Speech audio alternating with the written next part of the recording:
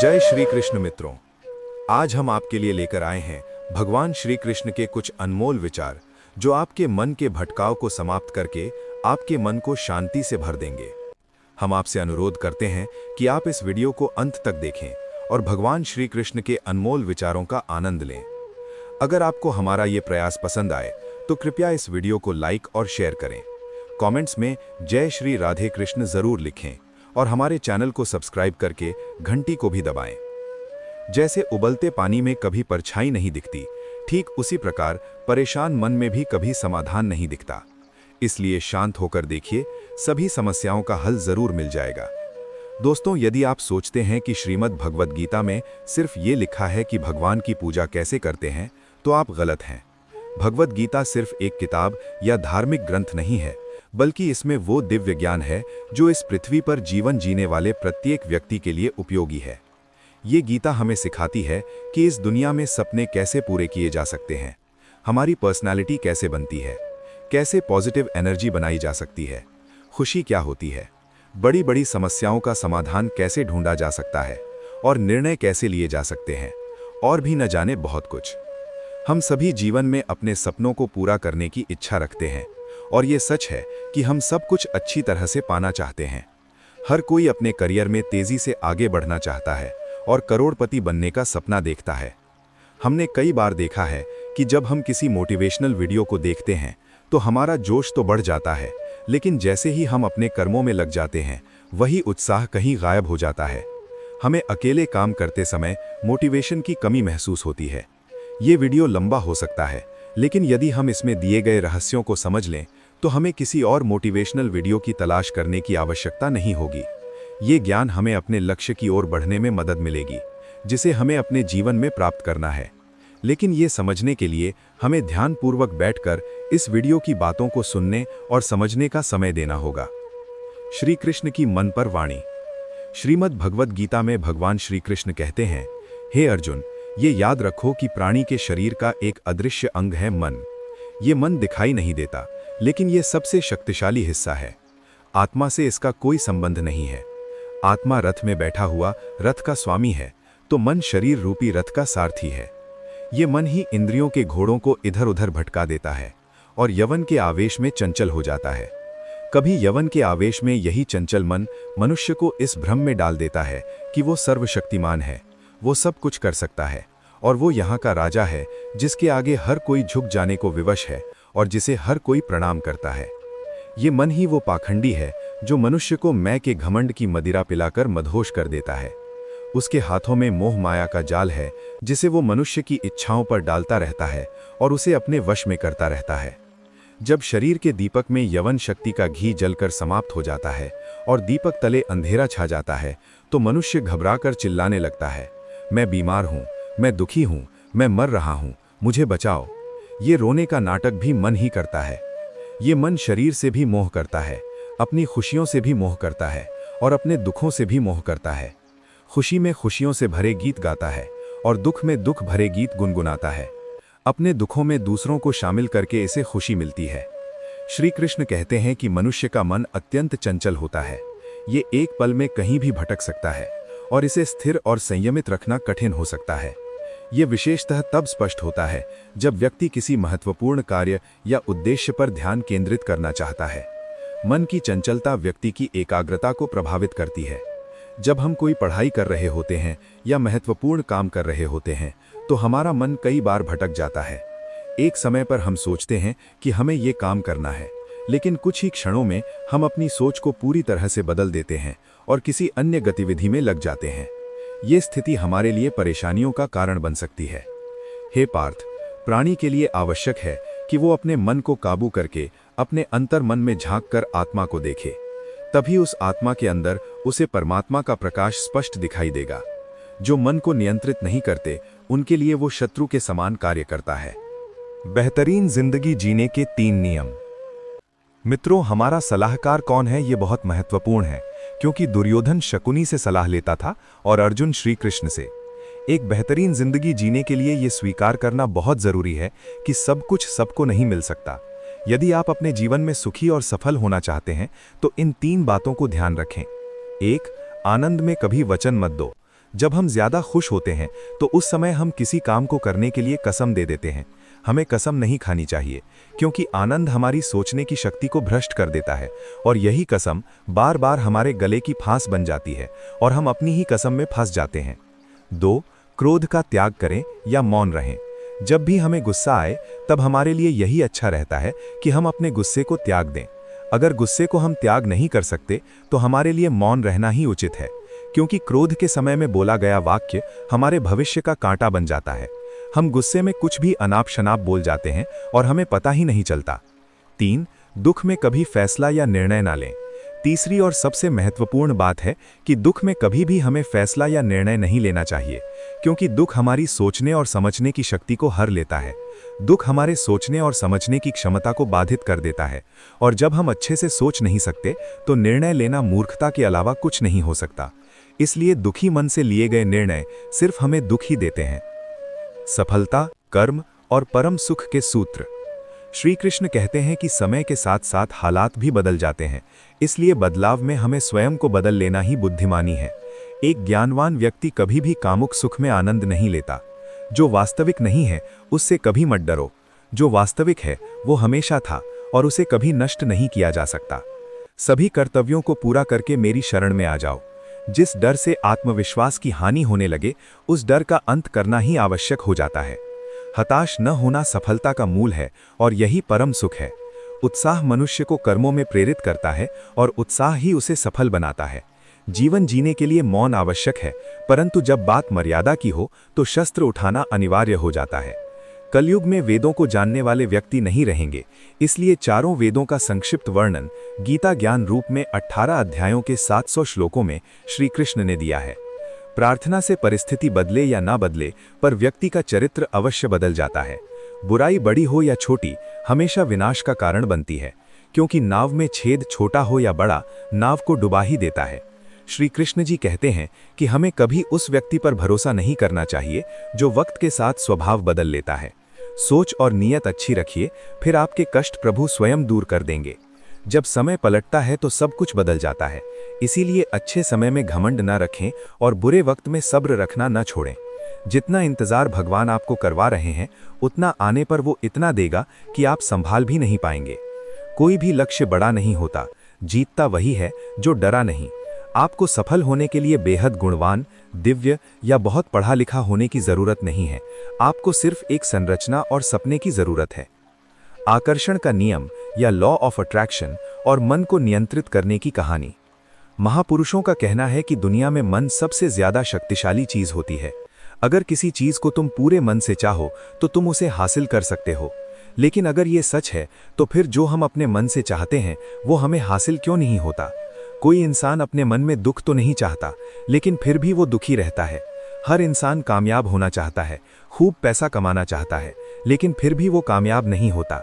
इसका मतलब है कि या तो महापुरुष गलत थे जिन्होंने कहा कि मन से चाही गई हर चीज हासिल हो सकती है, या फिर हम गलत हैं। आज की ये कहानी आपको एक मंत्र देगी जिससे आप ये समझ पाएंगे कि अपने मन में किसी भी बात का बीज कैसे बोया जाता है और मन से कोई भी चीज कैसे करवाई या पाई जाती है। इस कहानी से आप ये भी अच्छी तरह समझ पाएंगे कि आकर्षण का नियम या लॉ ऑफ अट्रैक्शन कैसे काम करता है। एक बार की बात है, एक आदमी के जीवन में सिर्फ दुख ही दुख थे। वो जो भी काम करता उसका काम पूरा ही नहीं होता। घर में आता तो घर में क्लेश बना रहता, किसी से मदद मांगता तो कोई उसकी मदद नहीं करता। ऐसा लगता था कि चारों ओर से दुखों का पहाड़ उसी पर टूट पड़ा है। उसे समझ नहीं आ रहा था कि वो इन दुखों से पार कैसे पाए। वो दिन रात यही सोचता रहता कि अपने दुखों से छुटकारा कैसे पाना है। इसी कारण से वो रात में सो भी नहीं पाता था। उसकी आंखों के नीचे बड़े बड़े काले घेरे बन गए थे, जो इस बात का प्रतीक थे कि वो आदमी कितना दुखी और चिंतित है। कभी कभी तो उसके मन में आत्महत्या करने के भी ख्याल आते थे, लेकिन अपने परिवार की चिंता करके वो ये कदम नहीं उठा पाता था। वो इतना दुखी हो गया था कि उसने निर्णय किया कि वो इन दुखों से छुटकारा पाकर रहेगा, चाहे उसे कितनी भी मेहनत करनी पड़े, कुछ भी करना पड़े, चाहे अंगारों पर चलना पड़े, लेकिन इन दुखों से छुटकारा हासिल करके रहेगा। उसने कई बाबाओं के पास जाकर टोने टोटके किए और घर में हवन भी करवाया, लेकिन उसके जीवन में दुख कम होने की बजाय बढ़ते ही गए। जो भी बाबा उसे टोना टोटका देता था वो बदले में उसे दान दक्षिणा लेता था, जिससे उसका बचा हुआ धन भी धीरे धीरे खत्म हो रहा था। फिर एक दिन उसे ऐसे बाबा के बारे में पता चला जो समाधान बताने के लिए कोई दान दक्षिणा नहीं लेता था। ये सोचकर वो बाबा के पास पहुंच जाता है। बाबा ध्यान में बैठे हुए थे और जब उन्होंने आंखें खोली तो सामने दुखी आदमी को देखा। बाबा उसकी परेशानी को समझ गए और पूछा, बच्चा, क्या चाहते हो? बाबा के पास क्या लेने आए हो? उस आदमी ने कहा कि बाबा, मैंने दुखों से छुटकारा पाने के लिए बहुत रास्ते अपनाए, लेकिन मेरे दुखों में बढ़ोतरी ही हुई है। मैं बहुत उम्मीद के साथ आपके पास आया हूं। मैं कुछ भी करने को तैयार हूं। आप मुझे कोई भी रास्ता बताएं, चाहे वो रास्ता कितना भी कठिन क्यों ना हो, मैं उसे पार करके रहूंगा। बाबा ने कहा, बच्चा, दुखों को दूर करने के लिए मंत्र ऐसे ही नहीं मिलते। मंत्र पाने के लिए कुछ करना पड़ता है। आदमी ने दान दक्षिणा देने की पेशकश की, लेकिन बाबा ने कहा कि दान दक्षिणा तो बहुत छोटी सी चीज है, मुझे वो नहीं चाहिए। आदमी बोला, बाबा, मैं अंगारों पर भी चलने के लिए तैयार हूं। बाबा ने कहा कि अंगारों पर चलने वाली छोटी चीज मैं तुमसे नहीं कराने वाला। मैं जो तुमसे कराने वाला हूं वो बहुत कठिन मंत्र है, उसे पूरा कर पाओगे?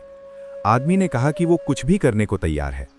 इस पर बाबा ने उसे कहा कि यहां से जब तुम अपने घर जाओ तो रास्ते में अपने मन में ये दोहराते जाना कि मैं सुखी हूं, मैं सुखी हूं, मैं सुखी हूं। याद रहे, ये सिर्फ मन में दोहराना है, जुबान पर नहीं आना चाहिए। बाबा बोले, इस मंत्र को करके देखो। वैसे भी तुमने इतने बाबाओं के मंत्र किए हैं, तो इस मंत्र को भी करके देख लो। वो आदमी ये कहकर वहां से उठकर चलने लगा, लेकिन जैसे ही वो चलने लगा, पीछे से बाबा ने बोला, बच्चा, एक बात याद रखना, जब तुम ये मंत्र अपने मन में दोहराओ तो तुम्हारे मन में बंदर के विचार नहीं आने चाहिए, बंदर का ख्याल भी नहीं आना चाहिए, तभी ये मंत्र सिद्ध होगा। वो आदमी बोला, मुझे तो आज तक बंदर का कोई विचार नहीं आया, तो अब क्यों आएगा? आप चिंता मत करिए।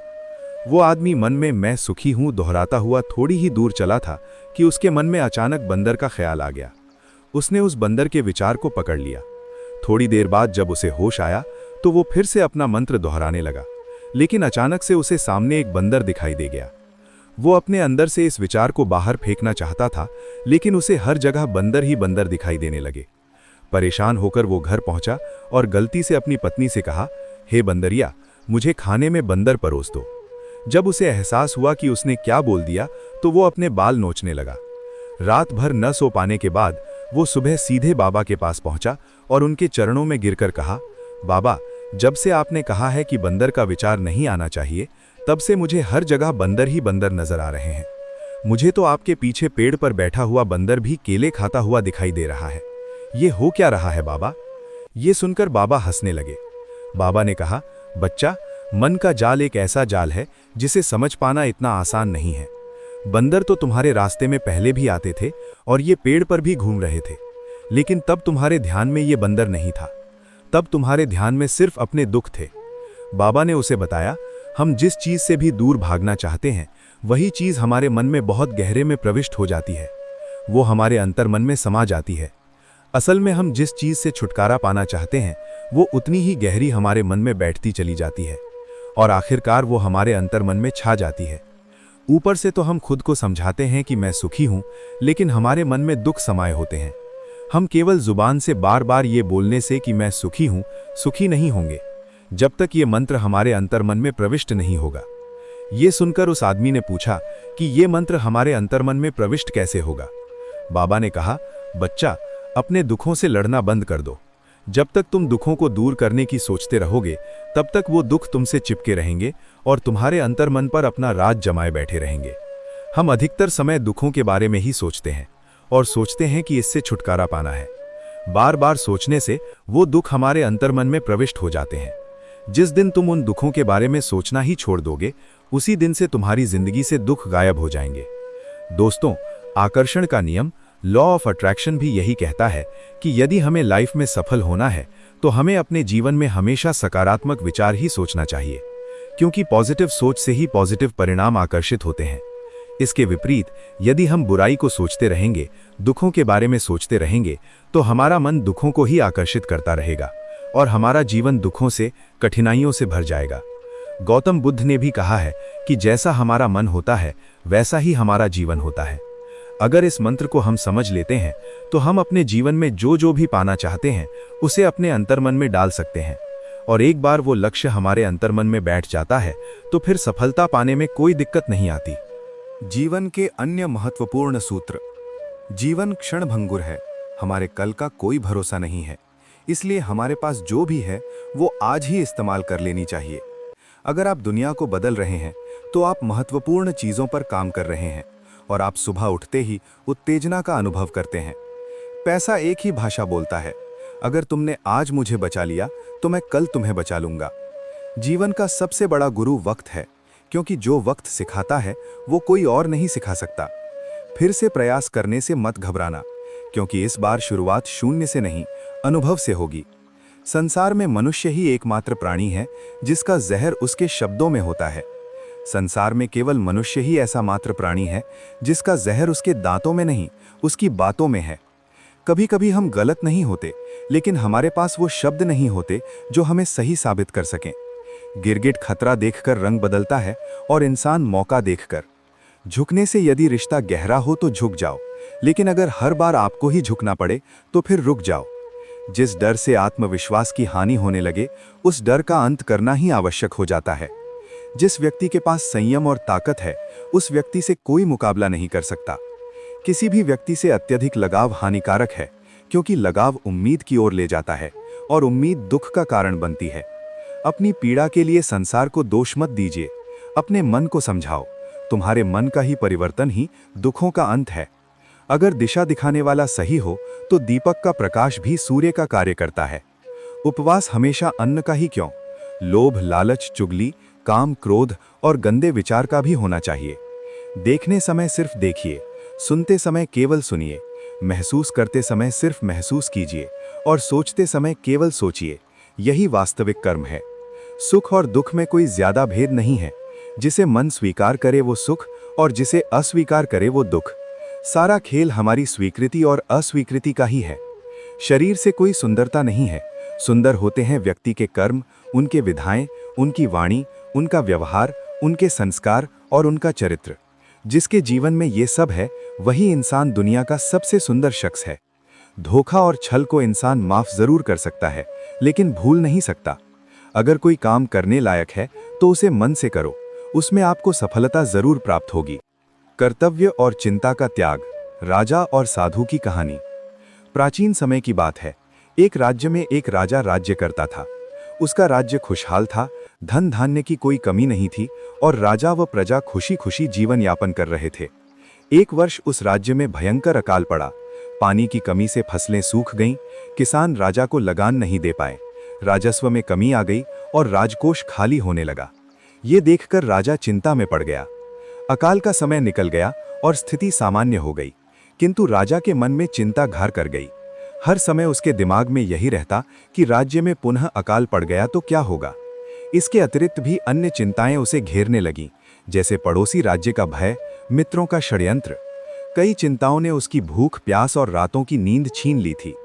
वो अपनी इस हालत से परेशान था, किंतु जब भी वो राजमहल के माली को देखता तो आश्चर्य में पड़ जाता। दिन भर मेहनत करने के बाद वो रूखी सूखी रोटी ही खाता और पेड़ के नीचे मजे से सोता। कई बार राजा को उससे जलन होने लगती। एक दिन उसके राज दरबार में एक सिद्ध साधु पधारे। राजा ने अपनी समस्याएं साधु को बताईं और उन्हें दूर करने का सुझाव मांगा। साधु राजा की समस्या अच्छी तरह से समझ गए। वो बोले, राजन, तुम्हारी चिंता की जड़ राज्यपाठ है। अपना राज्यपाठ पुत्र को देकर चिंता मुक्त हो जाओ। राजा ने असमर्थता जताई, क्योंकि पुत्र 5 वर्ष का था। साधु बोले, तो फिर ऐसा करो कि चिंता का भार तुम मुझे सौंप दो।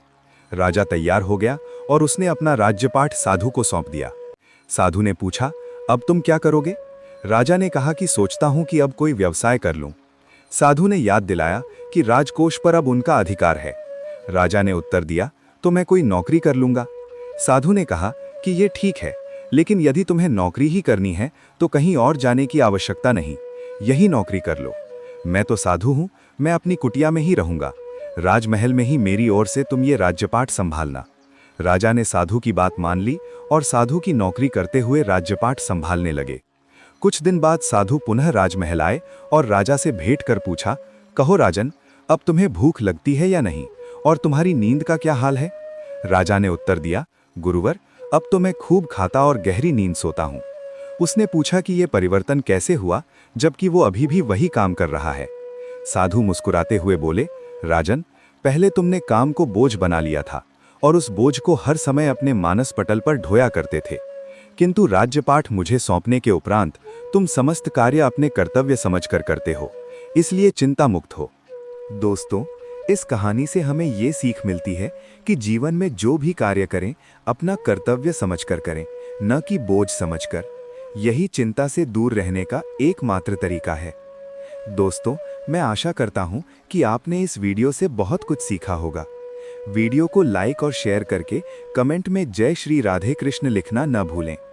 ऐसे ही ज्ञानवर्धक वीडियोस पाने के लिए हमारे चैनल को सब्सक्राइब करके घंटी जरूर बजा दें। भगवान श्री कृष्ण आपको हमेशा प्रसन्न रखें। जय श्री राधे कृष्ण। राधे राधे।